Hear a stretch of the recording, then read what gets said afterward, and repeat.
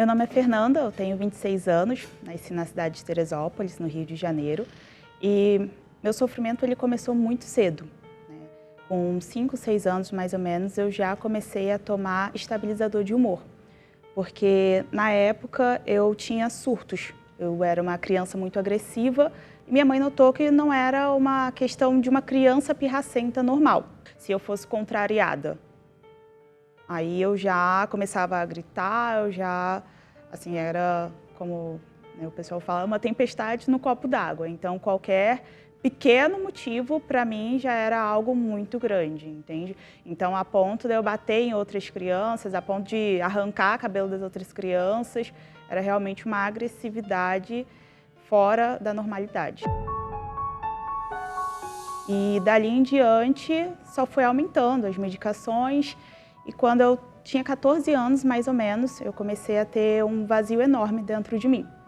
E aí foi na época que eu tentei a preencher de algumas formas. Então, eu comecei a beber, eu comecei a sair, cheguei a experimentar drogas, a fumar, a fazer de tudo, porque eu tinha uma tristeza muito grande dentro de mim. Então, eu cheguei a experimentar maconha, LSD, êxtase, porque eu queria fugir daquilo que estava dentro de mim. E, de fato, num curto período, aliviava um pouco a minha dor, mas depois aquilo voltava numa intensidade muito maior. Tinha dias que eu chorava sem motivo algum, eu só queria chorar. Não tinha um motivo para aquilo, eu não tinha passado por nenhum trauma, eu não tinha sofrido com nada que justificasse aquele vazio, aquela tristeza que tinha dentro de mim.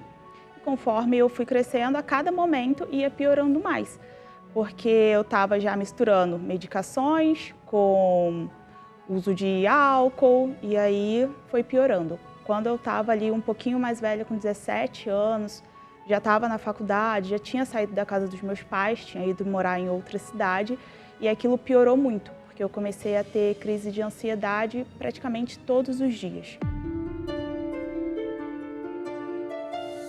Na época eu fui morar numa república, então assim, era tudo, eu tinha acesso a basicamente tudo, né? E aí foi quando eu realmente me entreguei totalmente à libertinagem, porque eu não tinha um controle. E aí isso começou a piorar muito a minha situação, porque eu creio que como eu comecei a usar muito mais álcool, comecei a até mesmo usar mais drogas, porque antes eu experimentava. Ali, como eu já não estava mais conseguindo dormir, por exemplo, eu cheguei à conclusão de que se eu fumasse maconha, eu dormia. E, de fato, eu fumava maconha e eu dormia. Então, eu comecei a fazer isso todos os dias. E aí, eu comecei a ter crise de ansiedade também todos os dias. Então, eu acordava bem, na hora de ir para a faculdade, eu começava a passar mal. Então, eu começava a me tremer muito, eu começava a suar, a minha cabeça parecia que explodia, vinha uma dor muito forte, meu coração acelerava, parecia que tudo à minha volta estava parado, eu queria sair correndo.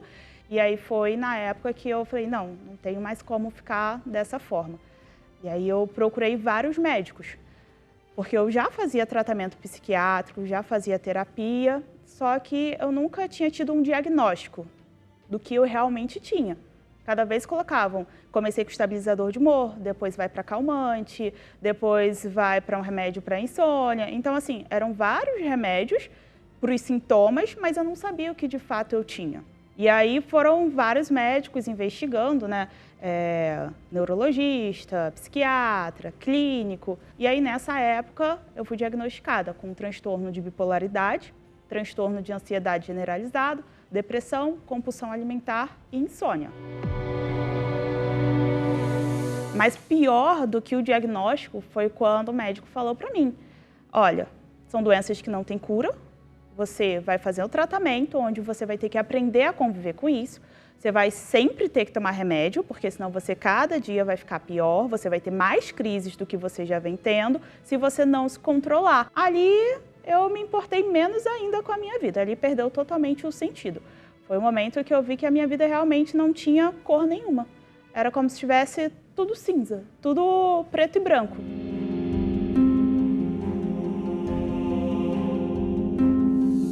Anos depois, na verdade, né, eu já vinha passando por tudo isso, fazendo tratamento e etc. Eu entrei num relacionamento muito complicado. onde houveram muitas traições. Então, aquelas traições gerou para mim muito ódio, muita frustração, muita raiva e piorou ainda mais a situação que eu já tinha, porque juntou os problemas que eu tinha com todos os sentimentos ruins que estavam dentro de mim. Eu lembro que numa briga com meu ex-namorado, eu estava perto de uma mesa de mármore. O ódio em mim era tão grande que eu quebrei uma mesa de mármore no soco e eu não me machuquei. E na hora que eu olhei assim, que eu voltei à consciência, até minha irmã estava próxima de mim, estava todo mundo me olhando como se eu fosse um monstro. E era assim que eu me sentia, quando eu fazia alguma coisa, eu não sei como eu fazia, não sei como eu tinha força para fazer e eu nem lembrava que fazia. E de repente eu olhava e aí eu perguntei para minha irmã, fui eu que fiz isso? E ela desesperada olhou e falou, foi você? Nesse tempo, né, eu ainda passei por uma situação que foi quando eu percebi que eu precisava resolver a minha vida. Porque eu não sabia quando eu estava dopada ou quando eu estava normal. Porque conforme iam piorando as crises, as medicações também iam aumentando. Então, eu ficava muito dopada. Mas geralmente as pessoas não percebiam e nem eu percebia que eu estava dopada. E aí chegou um dia, estava eu, a minha irmã e o meu sobrinho, e eu já tinha terminado o relacionamento e tudo mais, e eu estava me mudando. E aí eu peguei o carro e na hora eu falei assim, eu não sei se eu tô bem para ir. Só que, visivelmente, minha irmã falou, você tá bem, vamos. E aí na hora que eu peguei o carro, eu bati, porque eu apaguei.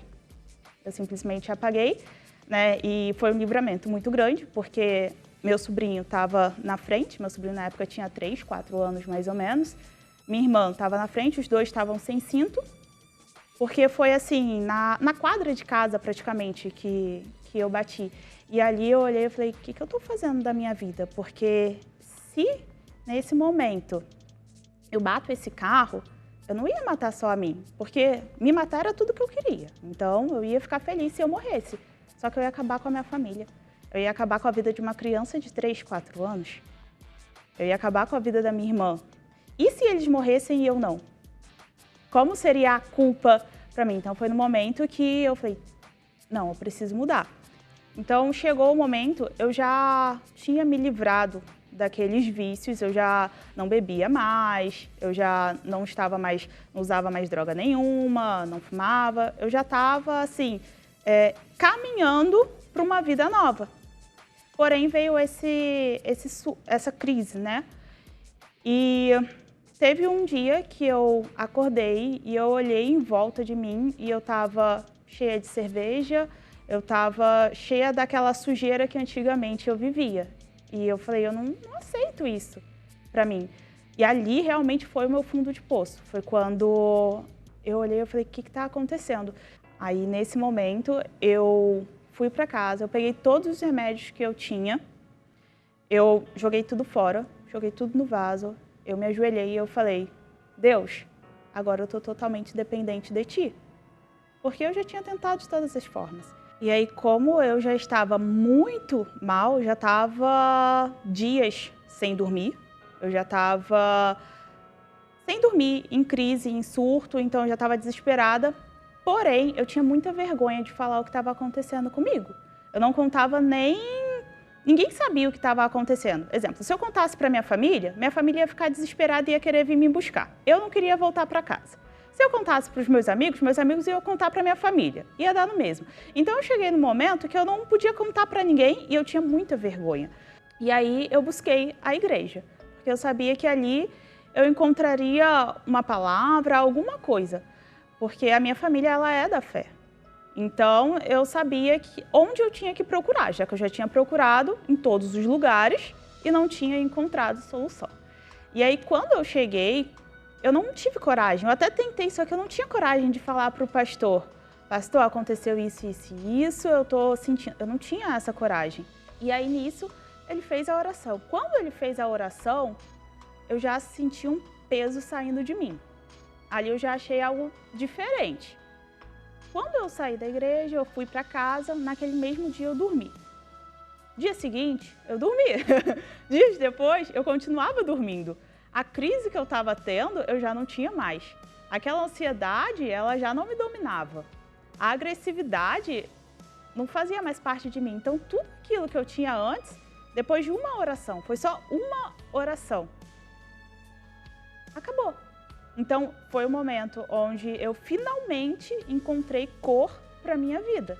Porque tudo que eu busquei em diversas coisas, em diversas pessoas, em diversos lugares, não achei, eu achei em Deus. Porque eu procurei no lugar certo, que era o único lugar que poderia salvar a minha vida. E eu comecei a buscar, a palavra ela foi entrando. Eu lembro que no início eu lia a Bíblia, porque me falava, você tem que ler a Bíblia todos os dias. Mas eu não entendia nada do que eu estava lendo ali na Bíblia. E aí eu comecei a buscar, comecei a fazer as renúncias, a entregar. Deus foi tirando tudo de uma forma muito natural, muito simples. Então, assim, parece que de repente eu me dei conta e eu já não fazia mais as coisas que eu fazia antes. De repente eu me dei conta e Deus foi limpando cada coisinha, ia me pedindo. E assim, eu cheguei num momento da minha vida que eu não tinha mais nada a perder. Então, quando foi Deus me pedindo, era, toma. Quer o que mais? Toma. E eu comecei a buscar todos os dias. Na época, eu ia para a igreja todos os dias, mas assim, não me importava. Exemplo, um dia que era financeiro, eu só ia lá para buscar o Espírito Santo. Dia de cura, já fui curada, eu quero o Espírito Santo. Quarta-feira, nossa, melhor dia da semana para mim, quarta e domingo. E a quinta-feira, vida sentimental, não, depois eu vejo isso, depois eu resolvo. Sexta-feira, tira tudo que tem de ruim em mim e vamos... Eu só queria o Espírito Santo, sabe? No sábado, eu estava fazendo um propósito já para eu receber o Espírito Santo, né? E no sábado, eu estava fazendo jejum, né? E o pastor falou uma palavra, vai chegar a sua vez, você tem que fazer algo diferente. E aí aquela palavra entrou, porque eu já estava buscando, eu não estava mais jogada para o mundo, eu já não tinha mais nada que me acusasse. Então, o que faltava para eu receber o Espírito Santo? Era só eu crer. E aí foi o momento onde, quando o pastor falou aquilo, vai chegar a sua vez, eu anotei lá no meu caderninho e eu falei, vai acontecer, isso vai ser amanhã. E eu fui para casa, eu passei o resto do dia só em oração. Eu fiquei até de madrugada. Eu orava.